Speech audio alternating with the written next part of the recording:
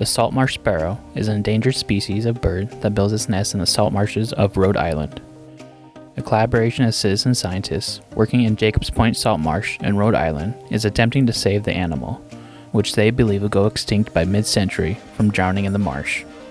In a state of nature untouched by man, these birds would build their nests in higher elevation marshes where the threat of flooding was rare.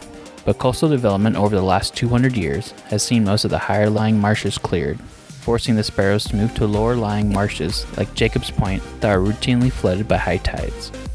The citizen scientists, under the moniker Needle and Haystack Society, have for the last 10 years conducted a monitor intervention project in Jacobs Point that has seen them flood-proof the sparrows' nests by placing a rigid coffee filter under their conical nests of intricately woven grass.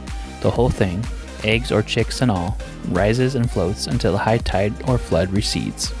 Not everyone they contacted about the project are enthusiastic about it, with one expert pointing out how sensitive the mother sparrows are to signs of nest tampering. But only half of the Haystack Society's work is intervening. The other half is monitoring. And unfortunately, that has involved capturing footage of nests and chicks being drowned by floods in the highest tides. Featured in a documentary from the Guardian newspaper in England, the Society have gathered findings that remain unpublished which show the coffee filter's Arks prevent nests from drowning in all but 8% of instances. And not a single parent has abandoned a nest after the Ark was installed.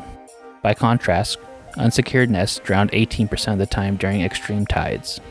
The salt marsh sparrow sits on something like a wait list for Endangered Species Act protections, but the Society is worried that after 9 years on the wait list, the potential protections will come too late to save the bird.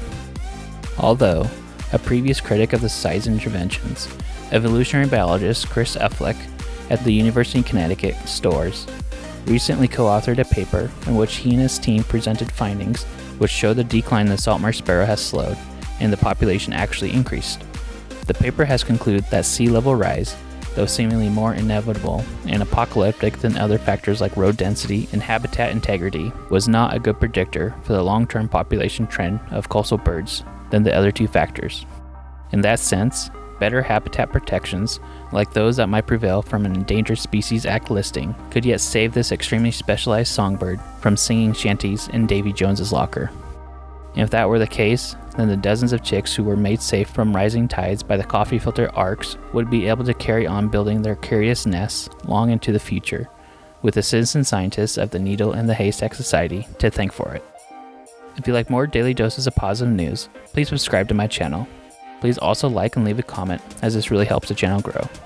Links to the article on this news story can